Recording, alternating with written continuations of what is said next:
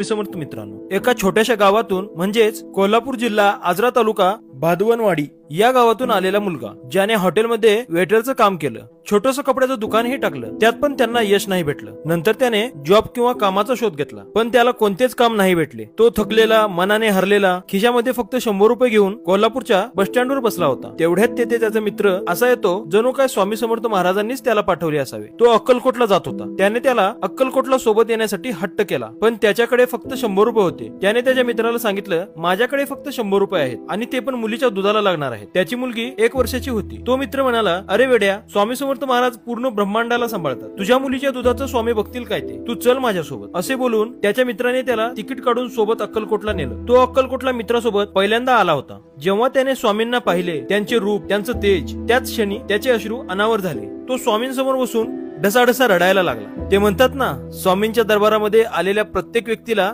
स्वामी खुल्या हाताने पाठवत नाहीत, पण ते ओळखता आले पाहिजे की स्वामींनी आपल्याला काय दिले। तसेच काहीतरी याच्यासोबत झाले होते। तो आयुष्याला हरलेला एक व्यक्ती त्याच्या अक्कलकोटवरून वापस येताच आपल्या पत्नीला म्हणजेच प्रज्ञाला बोलतो, जॉब तर भेटत नाही आणि आपला बिझनेस पण नाही, आता काय करायचं। त्यांना इंस्टाग्रामवर रील व्हिडिओज बनवण्याची आयडिया आली, पण ते त्या दोघांनी एक टाइमपास म्हणून सुरू केलेला प्रवास। लोक त्यांच्यावर हसायची, नावं ठेवायची, त्यांना हिनवून बोलायची, कामधंदा सोडून हे काय नवीन सॉंग करताय असं बोलायची। पण त्याच्या पाठीशी त्याची पत्नी प्रज्ञा अशी उभा होती जणू विठ्ठलाच्या पाठीशी रुक्मिणी उभी असावी। ते दोघं व्हिडिओज बनवत गेले, त्यांच्या अंगावरील कर्ज वाढत गेलं, त्यांचं लहान बाळ मोठं होत होतं, पण त्यांनी स्वामींवरचा विश्वास आणि व्हिडिओसाठी लागणारी मेहनत ही कधीच कमी पडू दिली नाही। मग एक सोन्याचा दिवस उजडतो। स्वामींनी त्यांच्या प्रयत्नाला यश दिले। त्याचे व्हिडिओज व्हायरल व्हायला सुरुवात झाली। व्ह्यूज आणि फॉलोअर्स बघता बघता अनपेक्षितपणे वाढत गेले। काही दिवसात त्याने 3 लाख फॉलोअर्स कमवले, जणू हा स्वामींचा चमत्कारच असावा। तर मित्रांनो, मी हे कथा सांगत आहे अक्षय चौगुले बद्दल, म्हणजेच आपल्या लाडक्या दिलवाले अक्की बद्दल। आणि आज त्यांना पूर्ण महाराष्ट्रभरातून भरभरून प्रेम भेटते। आणि महाराज म्हणतात ना, आमच्याकडे आल्यानंतर रडायचं नाही, हसायचं।